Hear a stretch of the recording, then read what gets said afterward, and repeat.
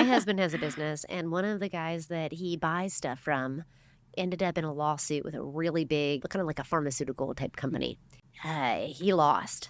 Okay, they ended up in a settlement process, but he was selling those products just as a sole proprietor. So when they settled that lawsuit, he had declared bankruptcy. They did give him the opportunity to reorganize, and so he could start reselling under an entity, because this is the only way they were going to get the settlement money was if he kept selling this stuff. So they permitted the reorganization. But yeah, I mean, he was personally bankrupted. And I remember my husband telling me that, he had declared bankruptcy. And I was like, wasn't he operating in a business entity? And he's like, no. And I was like, oh my gosh. You're like business 101. I cannot even. But it just goes to show you that stuff is still happening. Yeah. It is still happening. Welcome to Planning Reimagined, a podcast from the planning experts at Robin Glenn and RX Investment Partners for wealthy families and successful business owners. When you think of business planning, what pops into your head? Maybe a sea of spreadsheets, profit margins, or maybe a headache or two. But there's so much more going on behind the scenes for every successful business, especially to keep it afloat when things get rough. So today we're going to dive deep into what you can do to create a solid foundation for your business to protect against those unexpected risks. So you're not just reacting to fires, but you're really preventing them. Hi, I'm Celeste Moya. Welcome to another episode of Planning Reimagined, where your wealth journey meets our expert insights. Today, we kick off a series that's focused on everything related to business planning. So everything from setting up your business for success to that big exit in the future, along with the post-sale planning that is very often overlooked. But first, today, we're going to start with what you need to do now to protect your business. So let's dive in. So today I'm thrilled to have with us Susan Bryant, who's the CEO and founder of Unboxed Advisors. Thank you so much for joining us, Susan. Thanks for having me, Celeste. It's a pleasure to be here. Thank you. Thank you so much. So Susan brings over 20 years of experience as a CPA, certified tax planner, licensed investment advisor representative, and she and her team do exactly what we talked about, in this beginning. They help business owners prevent those fires instead of just always having to react to them. And her team and her provide comprehensive business support, including tax, accounting, and operational strategies. So we're going to have a great conversation today talking about business risk and all the things that go with being a business owner. So most business owners we work with tell us that they spend the majority of their time putting out fires, right? It's the big fires and the little fires, but they spend a lot of time doing it. So before we dive into what techniques they can use to prevent that, first let's talk about what's at stake here. So you've undoubtedly worked with countless business owners through the years. And in your experience, what are the most significant risks that business owners tend to overlook or underestimate? And how can these risks impact their business long-term success? Yeah.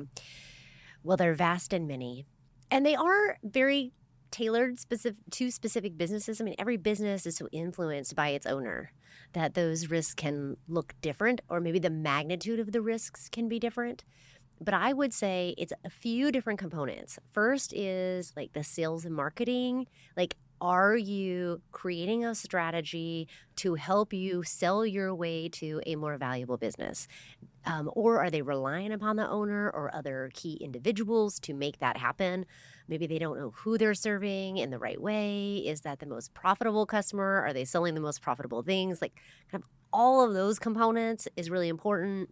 And then operationally, have they thought through all the things that could go wrong? Have they really examined their operations from a procedural standpoint, from a I would play fundamental issues that could be present. That could be anywhere from like customer concentration to material shortages. I mean, you saw lots of that during COVID, right? Have they thought of any of those things that could go wrong? And then on like the kind of the finance, HR, how are you handling your money and your people? Like, to me, that's sort of like how I think about all the different things we should be starting to examine in a business. And that's so many moving parts for a business. Oh, there's so many, and they can't do it all, which is why they're putting out fires, because there's really no way for them to lead all of that effectively as one person. It's just impossible. And then if their expertise is required for the business, then also do that, right? Like do the daily job to Right, actually they're bring in working. the money. Yes, they're So, working too. yeah, Yes. so we always say working in the business versus on the Right, business. yeah. And so there's so much to it. Something that you mentioned is, relying a lot on that specific business owner and those key people. And we'll talk more about it as we, kind of get into the conversation. But on our side, we see that as a huge risk. We talk about people don't always die in order, and sadly, Right. but sometimes it's that next generation that you thought was going to manage the business, or that, that other key person within the organization that really had that expertise. So I feel like that's something. My dad, being a business owner himself, he's immortal, so he's fine. But I feel like that's like their sense, like they're just always going to be around. That person's always going to be around, and that's very much a key risk. Another thing you mentioned, maybe expand on it just a little bit, is like the marketing side of things. I think business owners don't realize that nowadays marketing is at our fingertips. Things like podcasts, right? So many different things. I don't know if you're seeing what are some of the things that your business owners are doing, kind of just foundationally to start, nothing scary, Yeah. on the marketing side of things. Yeah, I think one of the things is a lot of them are just throwing spaghetti at the wall and see what sticks. And there is no strategy. So this is sort of like the planning that you guys are doing on, for those key employees, for what if happens if your life is gone or you're disabled. Like you got to be planning on that side too. And so many of these business owners they're kind of doing what they know how to do. They're not necessarily exploring all the things that could be done. Yeah. And so there's just a limitation in knowledge. I mean, you don't know what you don't know. Right. And so there's a risk, an inherent risk in that.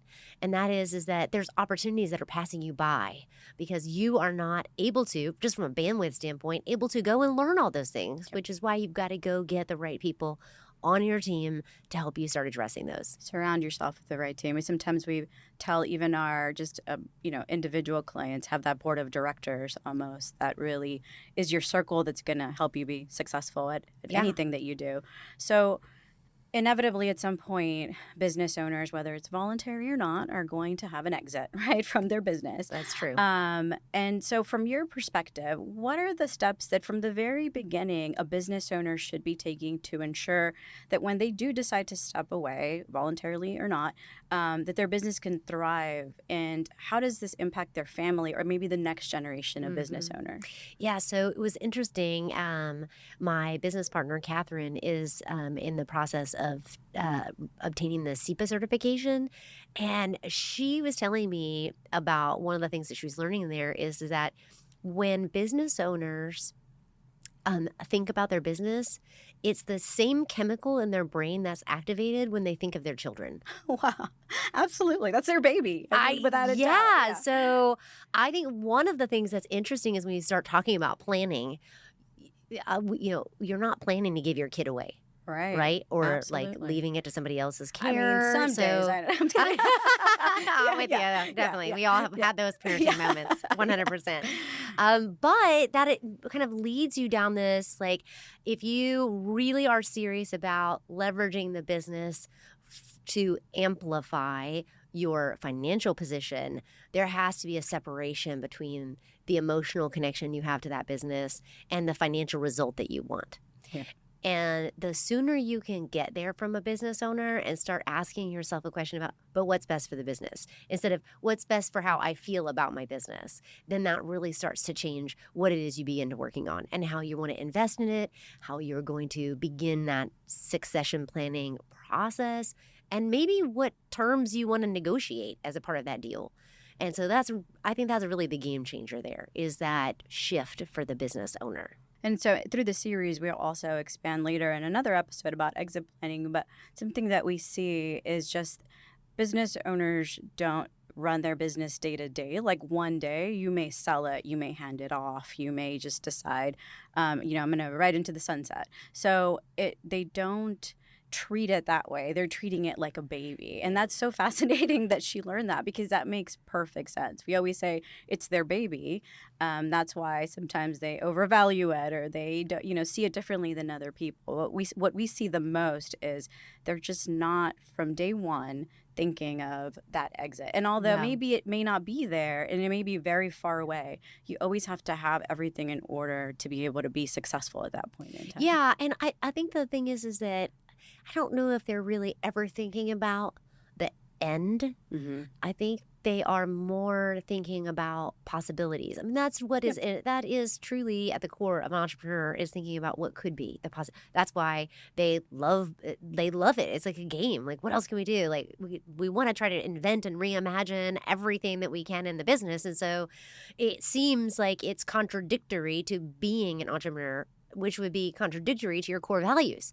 Right. Like, you would be opposition to be thinking about the end. Right. And so I think that is one of the hurdles, is that we have to reposition that into a new beginning. And so I myself went through sort of a transition, I guess this little over a year ago, when I exited my prior firm.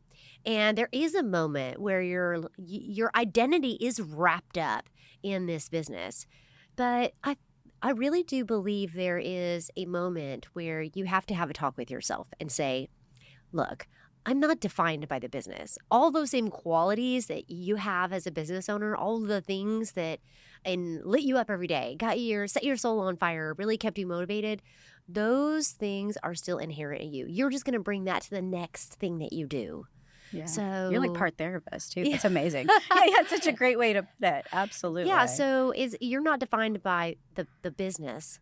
You defined the business. Yeah. It's the opposite way around. And so you get to define the next thing in your life, whether that is running a charity, volunteering, moving into academics, or doing nothing, just hanging out with the grandkids, or whatever it is to you. But you will bring all those wonderful things that you brought to the business, you'll bring to that other activity. Yeah, that's a great way to put it. It's definitely hard to separate, but that's why we also see a lot of very successful serial entrepreneurs who Yeah. they sell one business and start another. And I think that's the right mentality, to your point of saying, okay, well, this one I may be planning for an exit, but it's just going to lead to maybe a different opportunity. So Yeah. we see that quite a bit.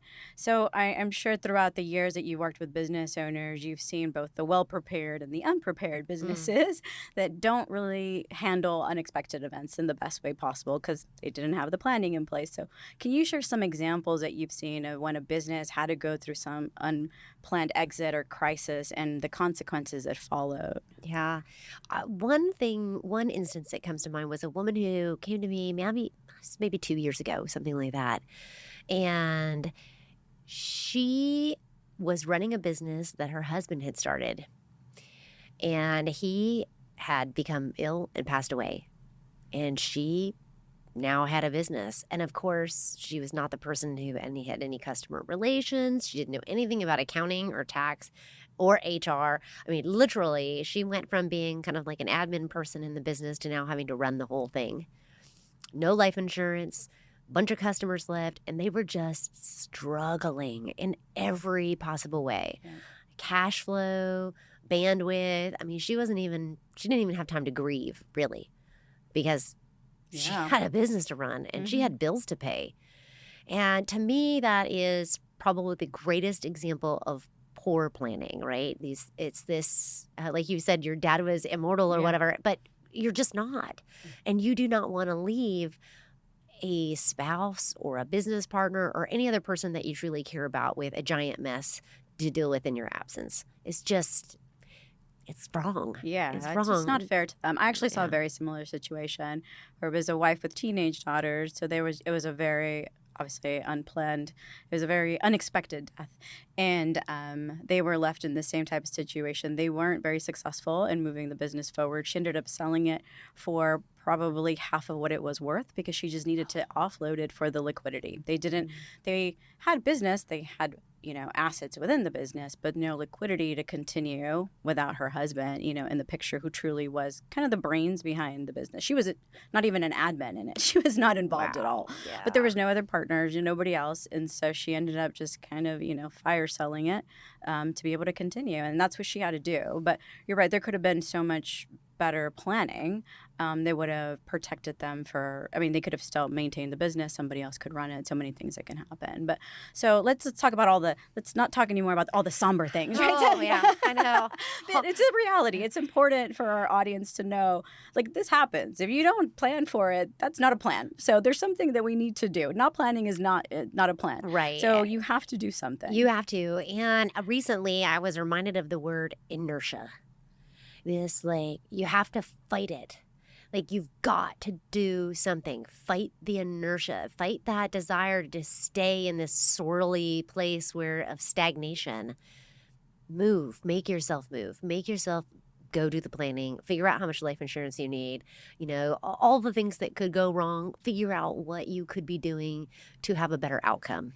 Yeah. But just fight the inertia. Because inevitably, life's not perfect. It doesn't follow this little pretty script. So things go wrong, right? Right. It's like that meme where it's like the success from here to here, but it's like that one. It's all Squiggly squiggly. line. Yeah, I mean, we've all seen that, but that's 100%. life. Yeah. I mean, what can go wrong will go wrong. Yep. We are going to be faced with all sorts of challenges.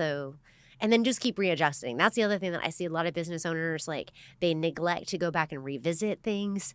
And I know we're trying They're to blockbuster. we're trying to move away from the somber things, but Yeah. go back and revisit this stuff because things change in a business, in your life. Absolutely. I'm sure you've probably seen instances where, like, somebody is listed as a beneficiary on some insurance and it's like that person is their ex-spouse that they hated. Oh yeah, my all the gosh. time. Yeah. Scary. Okay, I yeah. can't tell you how often that happens, but it happens. Once again, that's why it's important to not only plan but keep going with the planning continuously. It's a continuous process. Is that replanning? Is it Is that replanning? Yeah. replanning? I don't know. Revisiting, Okay. revamping. I Yeah. like it. I love it. I think we should just call it replanning. Yeah, I like replanning. it. I like it. That's a new dictionary It word. aligns with our podcast. That's how right. It works. Yeah. So clearly, there's a lot at stake for business owners. They have a lot on their plate, running their business, being in the business, making the money, supporting staff. They have a lot of responsibility on their shoulders. Immense. But the good news is that if they do implement the right strategies, a lot of this can be mitigated. We can't predict everything, but we can try to protect as much as possible, right? So now let's talk about some of the practical steps business owners can take to protect their business. First, let's talk about getting what we can refer to as their business house in order, both from a legal perspective, from a financial perspective, tax perspective. When a business is just getting started, or maybe they've already been established for a while, what foundational elements do you think they need to prioritize so that they're not just surviving as a business, but they're really thriving in it?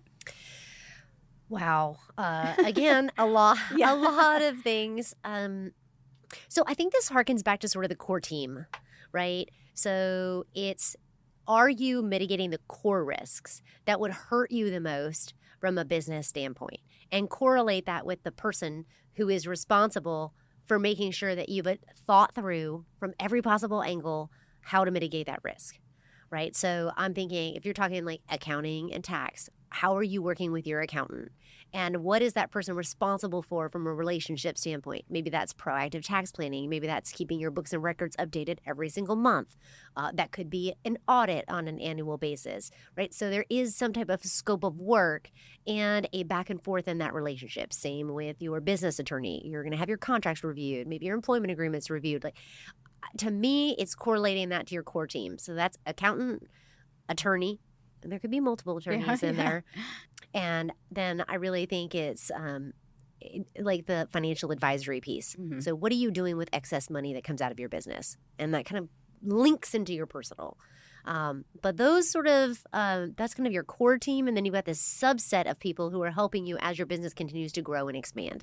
And that could be anything from HR consultant to IT consultant. When you talk about like different types of insurance that you might need, it's endless, right? So that's the way I sort of look at it, is like these building blocks. Yeah. But we got to start with the foundation, and that really is accounting, tax records, legal compliance, right? We've got the walls built, and then we start making the house pretty. Right. And that's when we start decorating with all of our other advisors who are making this thing all all the more valuable because we know all the I's are dotted and the T's are crossed. Yeah. And that goes back to what I mentioned, kind of that board of directors, because as business owners, and I think we've all been guilty at some point, we're like, I'll just do it myself, right? Yeah, yeah. I'm sure you've seen it over and over where somebody decided, I'm going to do my own taxes, and then they bring them to you all, and now they owe a bunch to the IRS because they didn't know what they were doing. Happens all the time. Yeah. Yeah. One of the other things that I really think about is like, you have to start with sort of an evaluation process. This is the importance of going through some type of annual business planning, whether that's a executive strategy, maybe with a management team or your board of directors, advisory board, whatever you want to call it. People are going to help you think about what those risks are in your particular business. Maybe a startup, they've got a lot more risks that are associated with compliance with their investor reporting than maybe an established business or one that's founder owned and operated with no investors. And what they're really just concerned about is tax mitigation. Like those are the types of things I think they have to go through that process of like, let's ask ourselves, what are those threats? What are those things that we need to do? And then who is it that's going to help us to mitigate that threat? Who has the expertise to do it? Because at the end of the day, it's much more expensive when you don't have that support, have those advisors around you. You think you're saving yourself, but long term, it can be much more expensive for lots of different reasons. Oh my gosh. Right? Okay, so my husband has a business, and one of the guys that he buys stuff from ended up in a lawsuit with a really big, kind of like a pharmaceutical type company. And he lost. Okay, they ended up in a settlement process. But he was selling those products just as a sole proprietor. So when they settled that lawsuit, he had declared bankruptcy. They did give him the opportunity to reorganize, and so he could start reselling under an entity because this is the only way they were going to get the settlement money was if he kept selling this stuff. So they permitted the reorganization. But yeah, I mean, he was personally bankrupted. And I remember my husband telling me that, he had declared bankruptcy. And I was like, wasn't he operating in a business entity? And he's like, no. And I was like, oh my gosh. You're like business 101. I cannot even. But it just goes to show you that stuff is still happening. Yeah. It is still happening. I mean, and then of course, we get into like even people with LLCs or other business entities who are not following the appropriate rules to even allow for those entities to provide the liability protection. I mean, it seems basic, but it still happens. Yep. I mean, people just, I think the thing is we're moving so fast. The people are making mistakes. And there's a lot of pressure, especially at the beginning, right? There's that financial pressure if you don't have the investors and maybe not all of the financial help that you may want. And you're putting in a lot of money into the business, maybe not getting a lot out. And your mind is in a different place than just all of the other things that you don't want to worry about. Maybe I know I'm guilty of when I don't like something, I procrastinate it, right? And so you're probably putting that aside thinking, I'll get to it, and I won't, which is why, once again, it's very important to find those advisors that have the expertise in the space to help you. At the end of the day, it's just going to lead to the longevity of the business. And what you said right now is so important for business owners to remember too. Your business impacts your personal life. So they are tied together one way or another. We've seen so many scenarios in which we actually worked with a client who very successful IT company has grown immensely. I mean, in the millions and millions, and he never set it up in a way that was proper. So everything was a pass through. And fortunately, nothing has happened in his business to this day where it was going to impact his family. But he needed to do a complete restructure, which was much more expensive than if he would have just done it from the beginning. But he lost track of time, and essentially he was just in the business. It was growing. And at some point now he has this giant business, but it's not structured properly. And he could have had a huge tax issue, or lawsuit and lost everything. So. Yeah. I mean, this is maybe the benefit of the replanning. Like, just because it also is good right now doesn't mean it's going to be good later. Or maybe you overlooked something. And I think that also speaks a lot to the advisors that you might surround yourself with.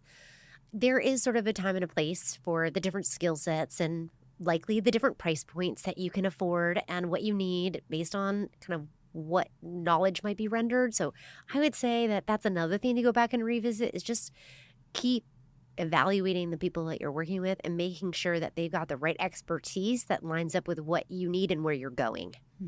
So when it comes to Financial records, tax records. I know that's really one of your areas of expertise. Many times I feel like part of having the house in order, as basic as it may seem, is that stuff isn't in order. So what are the key things on the financial tech side that you see that tend to kind of get out of control that really people need to be focusing on keeping in order? For the smaller businesses, you're right. It's just basic bookkeeping, keeping the books and records updated. Although sometimes you'll be surprised when you come across a company that's maybe $5+ million and they're not keeping their books and records updated because they make money. Yeah. So it's like they They're don't fine. have to worry about cash. Right. It's just more for a tax exercise, if you will. We're going to file the tax returns. We got to get the books updated. But that is systemically, in order to do all of this other planning, the accounting records have to exist in a proper format. And I like to remind people that accounting is a discipline. So it should be disciplined. yeah, absolutely. Yeah. So that means you need to be getting things done on time, accurately, asking questions, and making sure you've got the right oversight. Leadership in accounting really matters. You cannot just abdicate that responsibility to someone else. That's usually when things go terribly wrong, right? Phony employees on payroll, embezzlement, blah, blah, blah, fraud, all Right. those types of things. That's when that is not properly overseen, that's where that goes. So I would say making sure that you've got good processes and procedures and that you have been thoughtful about maintaining all the appropriate records so that you can go back and you can see what those underlying transactions are related to. Then once you're going to have that all working, then it's shifting your focus from looking at the past to what do these numbers tell us about the future. That's when you can begin to expand your horizons into tax planning, forecasting, budgeting, right? And those are the types of infrastructures that allow you to be more disciplined about what it is you're going to be measuring yourself against in the future. Mm-hmm. So from a record keeping standpoint, I don't think there would be a person alive who said that you should not maintain the appropriate documentation related to those tax positions you're making, especially the more maybe gray they would become, the more important it is to maintain all of that documentation. Work with an experienced professional who can really help you to ensure all of that, those records are maintained properly. 3 open tax years, keeping that in mind. It was funny because I had this conversation with an Intuit representative. So, it's kind of crazy how these things happen. But when you subscribe to QuickBooks Online, it will keep charging your credit card. But if you turn off your subscription or your credit card just, expires, the subscription will go inactive. Your data will remain out there for 1 year, and that's it. And then it just goes away. And so I was talking to the Texas State Board of Public Accountancy. I was talking to one of their attorneys. And I said, but what do you do about that? Do you have to keep paying for it? Like, can you just download all this stuff? Like, what should accountants be advising their clients to do? And she's like, yeah, technically, if you were the accountant, like the admin in charge of the account, and my client I was doing it for them, and then they left me, I should maintain that for them for those 3 open tax years, which means I would foot the bill for that. Wow. And I'd be required to have that. If I didn't, then I would be at risk. Wow. And so, it's just stuff like this. Technology is now like sort of infiltrating these decisions of and that's one of the most common accounting platforms for most businesses to use is QuickBooks Online. And so you start thinking about data. Yeah. I don't know. There's just a lot. There's a lot there. There's a lot of evolution in just the business space and in general. So, to kind of expand on that, risks have changed too, right? Because of technology. Yes. AI. Welcome AI. So what are some of the new things that you're maybe advising clients on that they need to be aware of from a technology perspective or new risks that are emerging as we speak? Mm-hmm. Well, definitely everything, cybersecurity. That's one of the questions that we ask now is like, who's your IT person? We talk to them and we ask about that. And do you have the proper insurance? And a lot of times most of the time, they don't even really have a very clearly defined plan, or they don't even really understand what it is they might be at risk about. So that for sure is one of those things that we are spending time on, is asking about that. From an accounting and tax perspective, strictly, really it's data. is data protection, especially other people's data. Mm-hmm. What kind of information do they have? I mean, I know we've all been through the PCI compliance, but employee data, ransomware, making sure that we've got the right protections in place from a hacker perspective. And I know, like, I've talked to other people who are in that industry specifically, and they're like, you as a small business owner are likely more at risk than like the city of Miami or something like that. Absolutely. It's absolutely crazy.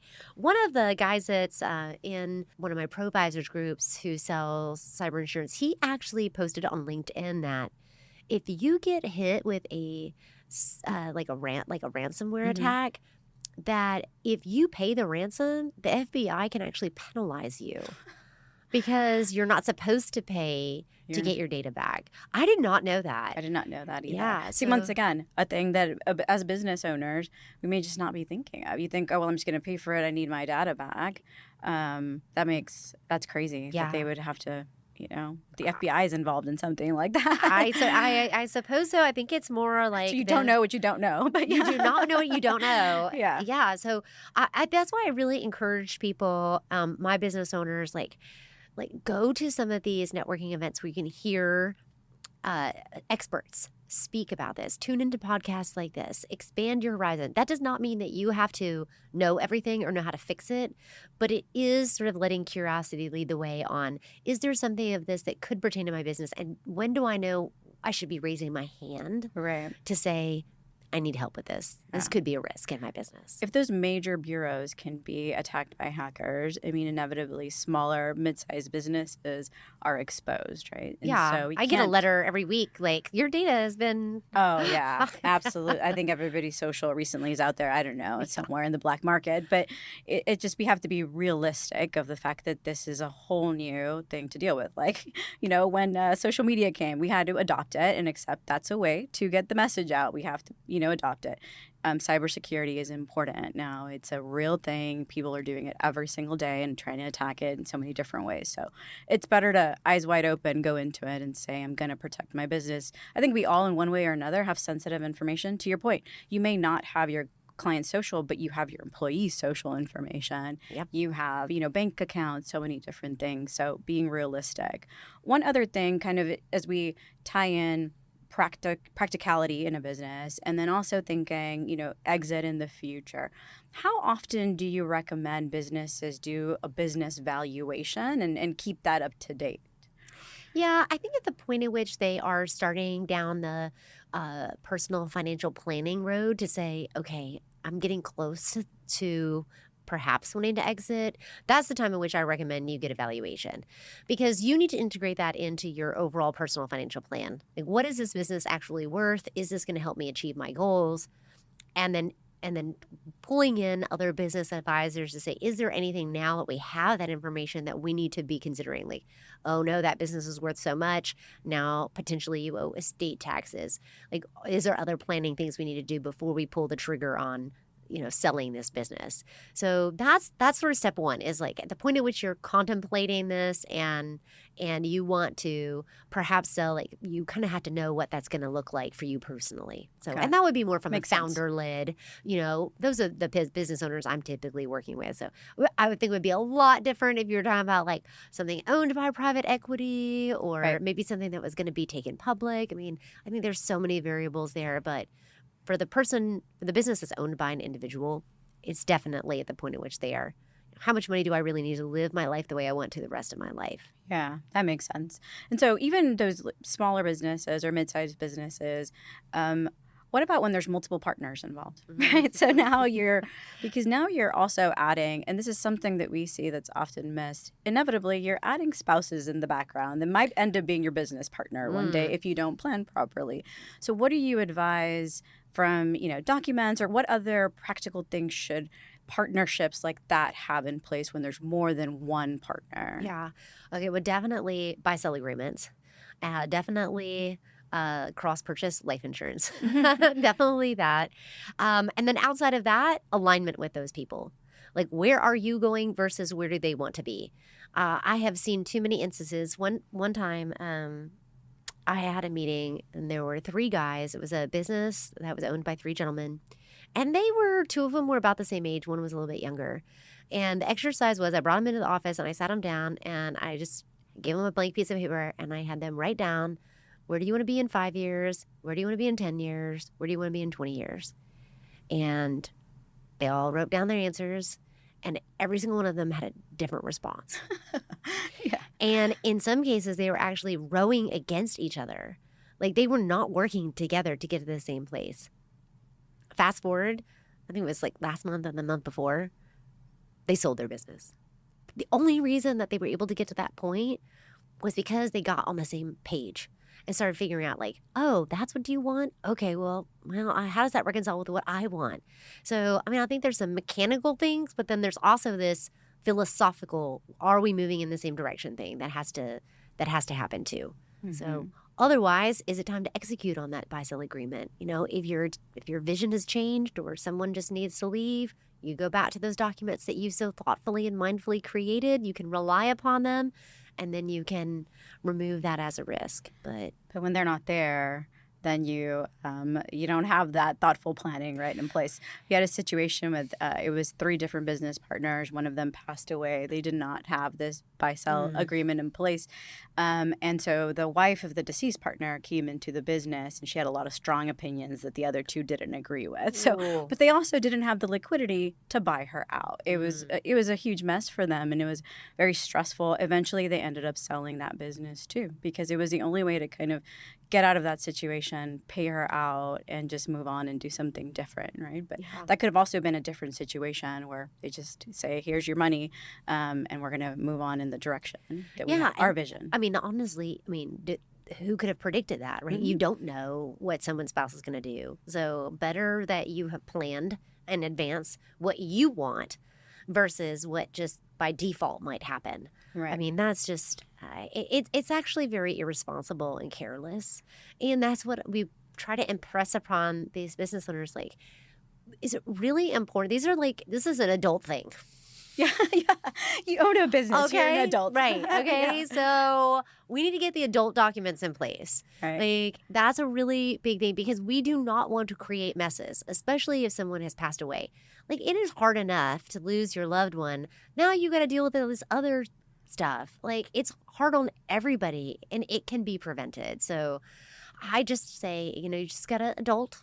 Yep. You gotta bite the bullet. You gotta bite the bullet and do it and pay the professionals to get it done because it will be worth it if you just take the time, invest in the planning now to avoid the really, which is going to be a tragedy later. Right. And it's that foundational part that's the heavy lift. Because even when we talk about that replanning, going forward, it's just adjusting little things here and there, maybe new wording in certain documents. You have a new partner you have to involve.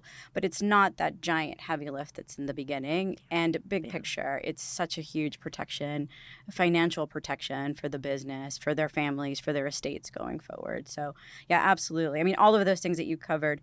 And that's just kind of high level, right?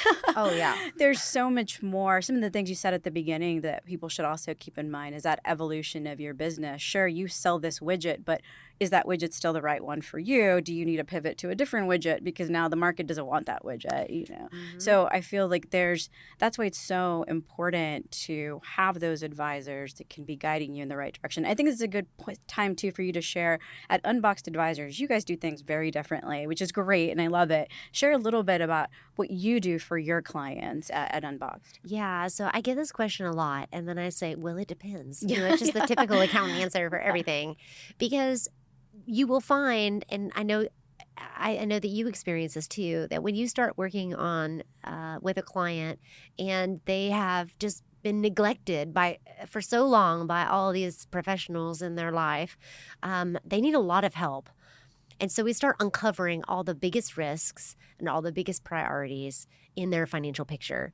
So we start with the business. There's always a business at the core, and we stabilize accounting, start working on planning because if we can save tax dollars, I mean, that's an immediate ROI. Right. It's huge for every business owner. And then we start talking to all the other advisors or helping them to assemble that team, that board of directors team that you mentioned, and start talking about what do we want here? Where are we going? What are we trying to accomplish? What are our biggest risks? And then we go through and we just start tackling these things. And usually there's a lot of tasks that need to get done. But more importantly, there's a lot of projects that need to be led, initiatives that need to be led to get them to the point where now they don't have to worry about all of those things. It's just off their plate. And truly entrepreneurs, I mean, they need to be it doesn't need to be on their plate. Yeah, They right. are not good at it. Absolutely, yeah. I mean, like I could count like countless times people come into my office and first thing they say is, "I'm not an accountant." Yeah, Like, yeah. I got it. I Clearly, got it. Yes, that's why you're here. Yeah, right. yeah. But they need to be focused on making money, doing the thing that they can do the best. This is like the kissing babies and shaking hands kind of thing, right? Right. Like, go do that stuff. Like you're great at it, and leave this financial work to our team, and we'll lead the way. That doesn't preclude you from making decisions. Right. It just makes the decision making a lot easier because now you don't have to be the one to go through like, well, should I do this or that? Let me go research this. Like I talked to financial advisors. I talked to estate planning attorneys. Like this is what we do is we go figure it out for you and bring you fleshed out options that have been well thought out and mindfully created so that you can actually make good decisions. And make So- money. Yeah, yeah. and make money. Yeah, yeah. And I mean, one of our clients said, like, I'm just trying to out earn all my mistakes. I'm like, that is awful. Yeah, that's a lot of responsibility. It's sad. I mean, like, how about this instead? Let's not make mistakes or reduce the risk of mistakes. And then you don't have to work for 5 extra years. Like, Right. that sounds a lot better. Okay. Like, I would rather us have that perspective than just like we're trudging through life feeling like, well, I guess we'll just never really overcome this. I feel like that's a horrible way to live. So, Absolutely. yeah. Well, and your clients also have the benefit through you that you see all these other businesses. You see maybe what has gone wrong here or the new things that are popping up that you need to plan for. Yeah. Or we do go to all the networking events where we learn about other businesses and other business lines and what's going on in the world from a financial, legal, tax perspective, right? And so it's impossible for individual business owners to have all of that, but you have the ability to see it from 1,000 feet up and be able to direct it back to their business as applicable. So we do the same thing where we're seeing so many different clients that have different issues, but they kind of correlate, and we can help establish those solutions based on what we're seeing big it's picture. this cross application of knowledge, Right. And then also being able to know other advisors where it's like, hey, I know the expert who can solve this. It's not me. Right. Yeah. But you know enough. And we don't know everything about our particular, I mean, it's impossible to know everything. And so Yep. it's really impossible for the person who is also got to run a business, have a family life, go on vacation, like cook dinner. This pseudo or imaginary work-life balance. It's Right, supposed to yeah, happen that out there. thing. Yeah, I yeah, don't really know what that is That either. But unicorn thing that's out there. But yeah, absolutely. yeah, so I feel like that's really what the new breed of entrepreneur has to recognize, which is I need to know how to do it, what it is I know I do best, focus on that, and hire the right people to lead every other initiative for me. Lead it, not just, and I'm not saying do it, I'm saying lead, because leadership is a lot different than just delegation. And I said jokingly, make money, but that is how you make money. I mean, you have to be able to do your business to make the money and have the other people that do all those things that you don't even want to do anyway, so, and that they do well. So, talking about making money, let's also talk about now protecting the money. We've referenced insurance multiple times. And, obviously in our firm, Rob and Glenn, insurance is our focus. We try to make sure that it's integrated into their planning. I always say this, insurance is not the plan, it is part of the plan. But nobody's ever told me, I wish I didn't have that insurance when that check comes through, right? So, because they're grateful to have it at the moment when it is very much needed. I have another colleague that says we're kind of sometimes the last ones to come into the picture, but when times get rough, it's the first thing. It's like the first line of defense is that insurance. So let's just talk about how insurance planning kind of plays into business planning too, and some of the key types of insurance that business owners should be thinking of.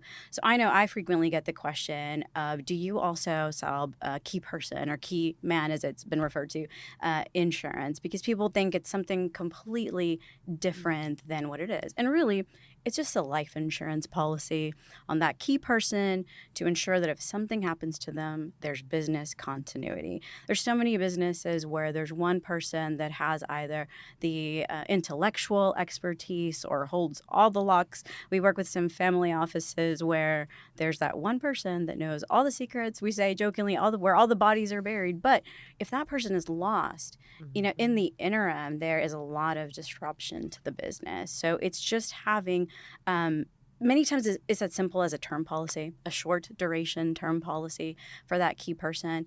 The other key thing I see, I'd love to hear your perspective on this, is that business owners forget they are a key person. And we've seen this many times where they're like, well, I need to insure my CFO, my COO. And I'm like, well, what about yourself? Like, what's going to happen if something happens to you? Because they just assume that, or they just forget that they're a key person. I'm sure you've seen this too. Oh, absolutely. I would probably say in 80% of the businesses, when we start working with them, there's not the proper insurance in place. It's either non-existent or very low. Right. And it only might exist because maybe a bank required it. Right. For a loan or something. Yeah, exactly. Yeah. That's the only reason it's there. So I would say that, yes, one of the things that the business owners just don't think about is what would happen if they're not there. Yep. It just doesn't cross their mind. And what they don't know is that business is going to need money to replace them. Mm-hmm. And it's going to take a while to replace you as the person who literally started this thing or has been running it for some extended period of time. Maybe it has been the visionary for that organization and has charted the course for the next however many years. You are integral to the success. And if you are not there, who is going to replace you? Like, the business will need money in order to facilitate that process. Like, you got to, first off, it's not going to happen immediately. There's going to be probably a dip in the performance of the entity. And then you find somebody and then you got to rebuild it. And really, that's all in an effort to preserve that value for whatever ownership stake your heirs have, so that we've seen stocks drop. So the business, value goes down in the interim. Not a good time to sell. Not a good time to sell, right. Wait for it to come back and right. and then satisfy, whatever liabilities are back to the estate so that your family can benefit from that. So, really, you're looking out for the people you care for the most. And that includes your team, too, at work. Right? Because you don't want those people to have to suffer and everybody pick up a bunch of extra hours and they're in crisis mode now because you're not there. So cash just solves most business problems. It pays salaries, it's going to help. Like, as you said, there's disruption in a business when a key person is lost. Even the most well-oiled machines. I've seen businesses that had all of their documents, everything in place, and they did have the insurance and they did have the liquidity, but there's still disruption because, that's a key person that's no longer there to run the business. The other thing we talked about earlier were buy-sell agreements. I see very often where I was just working with a doctor's office where they did have their buy-sell agreement in place, but it was never funded. So if they ever had a situation in which they did have to buy out another partner or there was a disability or death, anything like that, they didn't have the liquidity because all of their money for the past 5 years has been going back into building the business, which makes perfect sense, right? So I see that quite a bit. It does and it doesn't. I think this is one of those things where it's like business owners get very short-sighted. Right? So maybe they're trying to let me drive down the taxes. I'll buy a bunch of equipment. But what they're forgetting about is you cannot put all of your eggs in one basket. And a business is a big basket. Yeah. So, you really do have to be thinking about making sure you've got that funding available, not just for the business, for your business partner, but for yourself. So, getting money out of the business is a good thing too. Don't want to have everything tied up in that. Yeah, it's just, absolutely. It's not smart. So it's very important that when those buy-sell agreements are set in place, and once again, it's simple as a term policy. We do have some legacy business owners that, it's a family business we work with in Texas. We have several families that are HVAC families that have had that business super successful, had it for years, giant companies, and they're probably never going to sell or maybe, we don't know these days, but they may not sell in the near future to somebody else. So there's still that intimate, that ongoing kind of risk when it comes to the other family members, the spouses of the other family members. And I've seen too many stories or too many situations in which it wasn't funded. So just important for them, for our audience to remember, buy-sell agreement is great. Make sure it's funded so you have the liquidity to use it if necessary. Amen. This is to follow through. It's called the follow through. Follow through. And hire an advisor to make sure you follow through. That's right. Somebody whip you into shape there. Yeah. And the last thing we come across a lot is disability. So we are I think this is the current statistic is we are 3 times more likely to have a disability during our working years than suffer a premature death. So we've talked about life insurance. But we don't talk about what if I can no longer, I'm alive, but I can't even work in the business? Like, what happens? We had 2 brothers out in Texas who they had a cement company, super successful. One of them did all the operations. One of them was always out in the field, and they had developed these huge teams of people. Well, the one out in the field had a disability, as a major car accident, was no longer able to work, and the one operational didn't know how to run the field, right? And there was a lot of disruption in their business because they didn't have, they had some liquidity, but there was also loss of revenue coming in. He wasn't having the same revenue, the same income for his family. And there's ways to not just protect the individual to get some income for their disability, but also protect the business.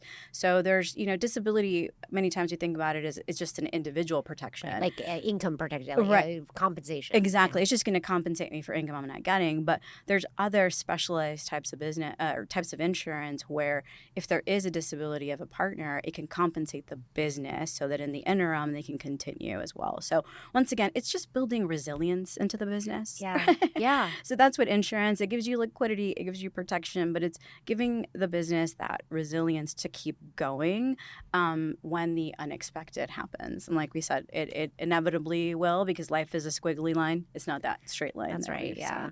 So risk management, what are your biggest risks? And I could totally see that being a major risk in a business with any professional. Disability is just, it can happen. Hey, we live in Dallas. Like, you take your life in your hands when you're on the freeway out there. So the toll road around here. I don't know. So, the risks are real. Yeah. You just never know. Yeah. So, this is why surgeons like insure their hands and things like that, right? Absolutely. So, same kind of concept. Like, you probably need to be thinking about that in your business if you are the key person who's rendering that service. Yeah, absolutely. And that's an area, especially the medical field, where we see disabilities can be a huge impact to what they can do. But yeah, insurance can sometimes be that unsung hero. I know it's not like the sexiest thing to talk about, and people are like, oh, it's so expensive. That's another misconception, how expensive it is. It doesn't always have to be super expensive, but it's just working with the right advisors that are, once again, incorporating it into the planning versus just seeing it as the planning for the Agreed. business. And I do feel like the thing about insurance is that most people there's misperceptions, and those need to be clarified, and people really should understand it's a component of an overall financial goal, right? It's like a tool. Yep, absolutely. Right? It's a financial tool. It's available, and it should be leveraged in the instances where it's most appropriate. Yep. So, and don't just pretend like it's not going to happen and ignore it. Yeah, right. I know it's a cost, but there is good ways and good reasons to incorporate it into the planning. Yeah, find it all the time. I'm sure instances where it's like, whoa, that is. How much risk you want to take, and that's the other thing. Sometimes maybe people have got so much money they're just going to self-insure it, and they're like, I'm willing to take that risk. It's not worth it to me to pay money. But I would say that's so few. It's not the majority. Most people really would not have the financial means to continue on with the devastating loss in their life, and it's just, is it worth it? Right. And business owners understand leverage, and at the end of the day, you're leveraging the insurance company. You're not going to pay dollar for dollar one day if there was that need for it. And so I think that's another misconception of, well, I can just self-insure. And yes, like you said, some people will, and that's okay too. But it's also, are you factoring in like the time value of money, the loss of money that you can use towards your business that you won't have. But I can go on and on. I have so many stories of people that were prepared, not prepared. You do too. So we can be here all day. But this has been great. I think you've covered so many great things. You've brought to light so many if nothing else, the most important thing for our audience to take away is there's so much to know, and you don't have to know it by yourself. There Right. are advisors that can help guide you. There's organizations like yourself where you can quarterback that for them and then bring in the right advisors as it makes sense. So they don't have to be worried about what are all the fires that are out there. They just have to worry about the day-to-day, running their business, bringing in that revenue, being happy, spending time with their family, having some free time at the end of the day. So this has been really great. I really hope that our audience takes this back and it encourages them to take a look at their business. So if there was one thing you were going to tell them, as soon as you're off this today, one thing they need to do, what is that for our business owners? Hire the right professionals. And leadership matters. Those two things. Yeah, absolutely. No, that's great advice. So Susan, for our audience that want to connect with you, what is the best way to get in contact with you? Visit me at unboxedadvisors.com. Email me, Susan at unboxedadvisors.com. I'm real active on LinkedIn, so you can hang out with me there, and would love to join the conversation. Thank you so much, Susan. This has been great. And on that note, I hope that our audience now feels better prepared to go out, tackle all those business risks, and take action today.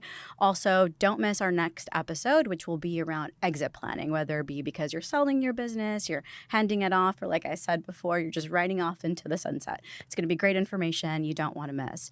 Also, don't forget to check our show notes for links, resources, Susan's contact information. And if you enjoyed what we shared today, please hit that like button, subscribe, and also share our podcast. So as always, thank you so much for joining us for this episode of Planning Reimagined, where your wealth journey meets our expert insights. See you in the next episode.